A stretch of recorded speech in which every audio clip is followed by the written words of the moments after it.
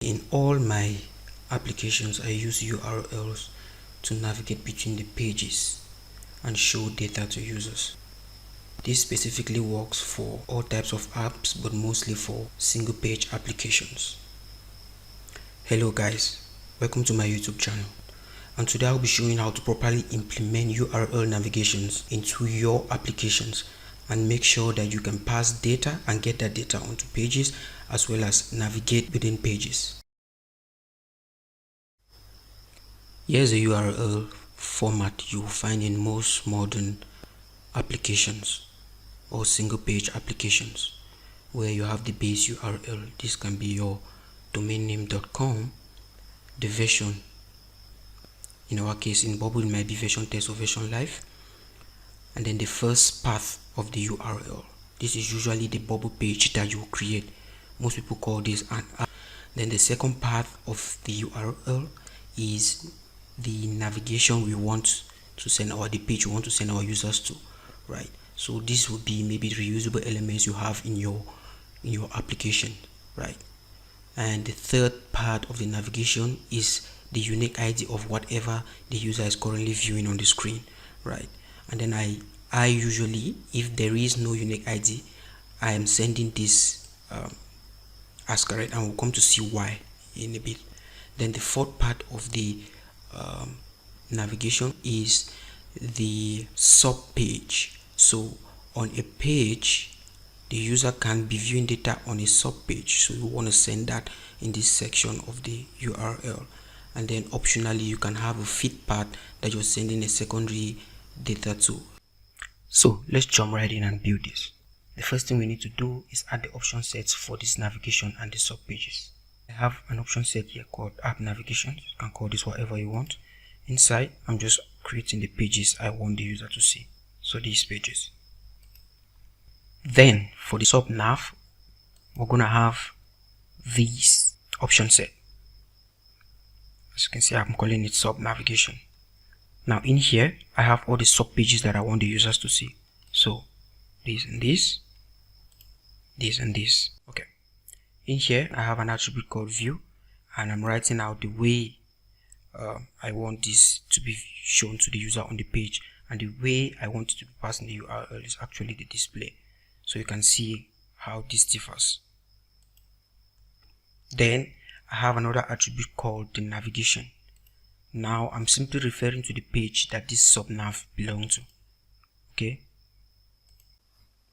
Okay, let's build the workflow that runs the navigation and changes data that we see in the application's URL. What I like to do is use a reusable element, and this is so that I can build that workflow in one instance and I can edit it in only one instance. And on my page, I can now call that workflow from the reusable element multiple times. Now I have a reusable element here, and the type is a pop-up. I just have it pixels of 5 or through. This is because I'm never going to show this reusable element on the page. I just have it because I need it for this workflow here, and this is a custom workflow. In this custom workflow, first parameter I have here, I'm calling it page. A page simply refers to this. Now we're referring to our option set app navigation, and this is mandatory because the user is always going to be on the page. So as you can see, I have optional here unchecked. The next parameter I have on this custom workflow is unique ID. Now this is in a case where I have to send data on that page from the database, and it's of type text, and it's optional because it's not on every occasion that the user takes an action that requires me to send data on a page. The next parameter is subnav. So these are the sub pages that the user will be seeing in the application, and again you just give it a name and you select the data type. In our case, it's the sub navigation option set. So these will be these pages.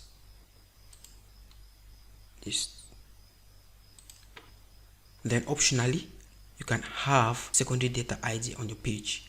This is in case where you want the user to see another data type while viewing another data type. So if maybe they are seeing data that you've sent here and you still want them to see another data type, so this comes in handy.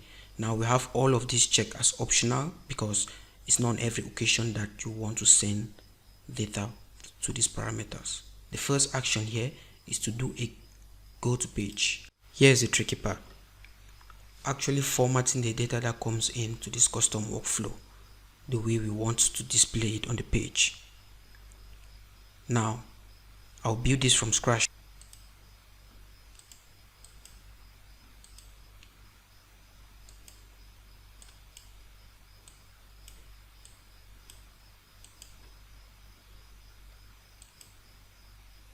What you need to understand is that each time Bubble loads a page, they are sending this base URL. So from this HTTPS right up to the app page name and the first /.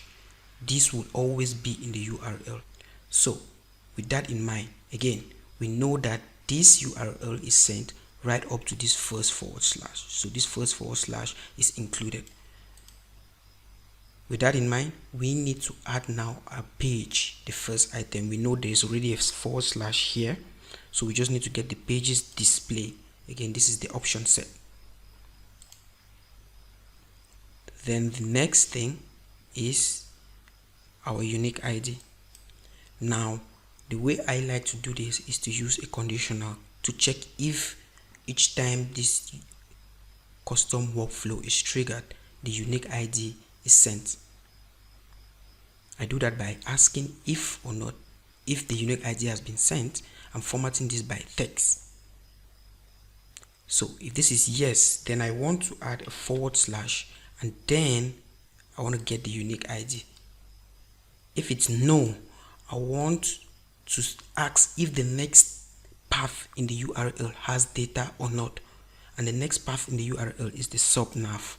So I'm asking, is the subnav, does it have data? And I'm formatting it as text. If the subnav has data, I want to show this as correct here. And again, we'll come to see why this is very important very soon. If not, then I don't want to show anything inside here. I want this to be blank. So we close that. So we've worked with the page, we've worked with our unique ID. Then the next step now is to work with our subnav. And again, we're checking if the subnav has data or not, and we're formatting it as text. And if it has data, we want to add that /, then we want to put the data there. If not, we want to check if the next path of the URL has data, and that is the secondary ID. So we're checking if it's empty or not, and we're formatting it as text. If it's empty, if it's not empty, rather, we want to put this and then an asterisk. If it's empty, we don't want to show anything. Then we close that. And then last but not least, we're bringing in our secondary ID, and we are checking if it's empty or not, formatted as text. If it's not empty, meaning if there's data there, we want to show that data. If it's empty, we can leave it blank because we do not have another part coming after this, so we do not need another conditional to check if the part has data because there's no part coming in. So this workflow, this is exactly what we have here. Now delete this.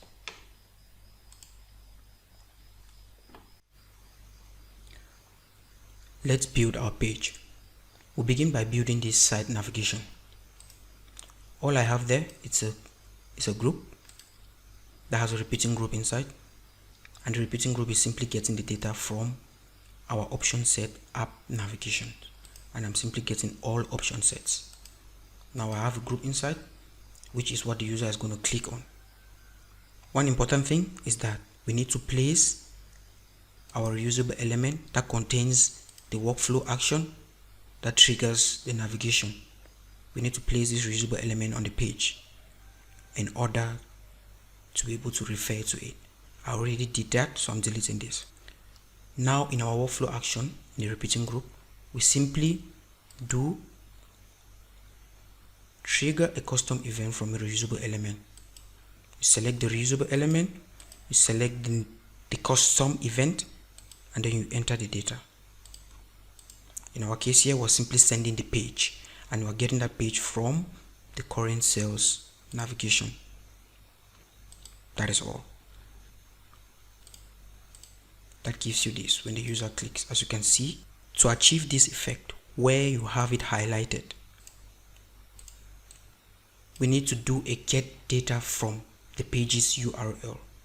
Now I'm using the site navigation as the source. I'm changing the type of content to app navigation, and I'm setting the data source to get data from page URL. I'm segmenting this as a list, and then I'm changing the data type from text to app navigation. And then one last important step is I'm getting the second item. So item number 2. And if you count with me, you'll see that by default Bubble doesn't count this first path because it varies depending on which version of your app the user is viewing. So they start counting the parts from the second one, which is the app, the page that you've created. So this page, they count that is the first part. Then the second part is our navigation. That is why we're referring to the second item here. Now this group is going to hold that data. We can now use this data to reference our application. In our group, in the repeating group that the user clicks to navigate, so to get this, we have a conditional that checks if what's in this group that is coming from the URL is the data for the current cell. If that's the case, then we're changing the background color of this group, and you can add other properties here as you see fit. So that gives us this nice highlight to let the user know what or which page they are currently viewing. Let's look at our sub pages. So this and this. As you can see in the URL, we have our asterisk here, and I'll come to explain to you in a minute why that is important. And we have the sub page now. To achieve this, I am using one page as a point of reference again, one group as a point of reference rather. In this group, I've changed the data source or type of content to sub navigation, and I'm getting again packed segmented as list. Change it, instead of navigation we want the sub navigation, so I'm changing the type to that, and then I'm getting the fourth item. And again, if you count with me, you see 1, 2, 3, 4. So this is the path that Bubble is going to extract from the URL and then set as this group's data source. Now I have a conditional here that checks again and changes the background color, whatever property you want to change accordingly. Now one important thing is we need to know how to change our groups. So when they are viewing the dashboard, we want to show them the dashboard page. When they are viewing the sales, we want to show them the sales page. So how to do that is have all your, these might be reusable elements. Okay, I just have this on the pages for the purpose of this tutorial. You can have reusable elements on this page, and then you show them following these conditionals. Now remember, we already have the second item from the URL in this group, so we can simply get this group's data, so group navigations data, and then we come now in our main group that has all the pages. And for instance, on the sales page, let's use the sales page as an example. On the sales page, I want to give it a conditional. This conditional says that when the group navigation, so this is our sidebar, when the data in that group is sales, then we want to view this group, and by default we're not showing it on the page, and we're collapsing the height. So that's how it works for all the groups. In order to display our sub pages, we need to implement the navigation for that as well. In our sales page, I have a group called sub navigation that displays this. Normally you do this by using a repeating group as well, but for my case I've just placed two groups on the page. Now the first group I've given it a data type of invoice, and the second group I've given it a data type of estimate. Now this is the sub navigation option set. When the user clicks on this, our workflow, choose a reusable element. For now I only have one on the page. You choose the custom event, which is app navigation, and then you pass the page, right? So this workflow here says this group sub nav, but usually what you want to do is you already know the page the user is on when they are clicking that button. So in our case it's sales, they are on the sales page, so we want to pass the sales page, and then we want to pass, we see this group sub navigation is referring to the group the user clicked, and if you see the sub navigation of that group is invoice. For this one it's estimate, so when they click on invoice, we're passing invoice. If they click on estimate, we're passing estimate here. Now notice we're not still passing any unique data there and there. Now I want you to see how the URL looks when we do this. So if we click on sales and we click on invoice, you'll see that we have in the URL sales in our path and asterisk before the sub navigation invoice. Now on our page we're doing get data from page URL segmented as list, fourth item, in order to be able to view these invoices or these estimates. Now the reason we're sending these asterisk, this / asterisk here, is to preserve this part in the URL, because, and let's implement this and you see, if that part is not there and you load the page, then you're not able to get this. As you can see, that went away, because on our page again we're getting the fourth path, but this now is the third part. So we need to always make sure that this part is preserved if there's no data there in order to get this. And that is why when we were implementing our navigation,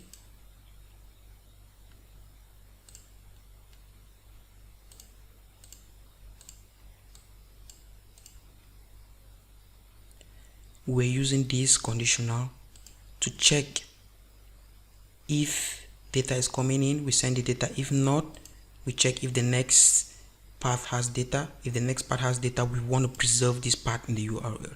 If the next part does not have data, then we want to send an empty state. So that's where this conditional comes into play. Okay, so back on the page, let's look at how to send data from the page, from our database to the URL, and then get it back on the page. In my database, I have an invoice data type with just name and description, and I have test data in it, 2 entries. So on the page, if we're viewing the invoice page, now I have a repeating group there that shows the data from the database. Now usually we want our user to be able to click on invoice and view all the details of the invoice. We're assuming the invoice has other details in it, and we want the user to view it. So when they click there, we want to show them this invoice, the details, and everything else. As you can see in the URL, we have now the first part, which is the name of the page, the second part, which is our navigation, the third part, which is the data the user is currently viewing, so this invoice, and then the fourth part, which is the sub navigation. In our sales page, we have 2 groups. The first group is showing all the lists of invoices. The second group is showing the details of an invoice. The group that has to show the details of an invoice, we change the data type of that group to invoice. And then where are we getting our invoice from? From the URL. We segment our part as a list, we change the data type to invoice, and then we specify to get the third item. So here we have item 1, item 2, and item 3 is the ID of the invoice we want to view. So that's what we're getting here. And then inside, you can design this however you want. I just have a text that's showing the parent group's invoice's name and description. That's all I'm having there. By default, we need to show the user all the invoices.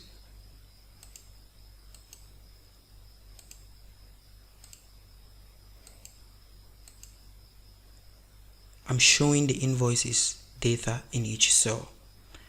Now, when a user clicks on each cell, run a workflow that triggers a custom event from a reusable element, and we're sending the page. So we know the user is on the sales page. We know the ID of the thing the user wants to see because we're getting it from the cell, so the repeating groups, and we're sending the unique ID for that thing, in this case our invoice. Then we are leaving the invoice subnav here. You can take this out if you want. Here is how it looks. We're now able to view the details of an invoice. Here's the invoice I'm sending to all viewers of this video. And to clear this invoice, all you have to do is just subscribe to the channel. Thank you. Now I hope this video helped you and you now understood how to use the URL to navigate within your application as well as send data on different reusable elements. Thank you for watching, and until next time, stay blessed.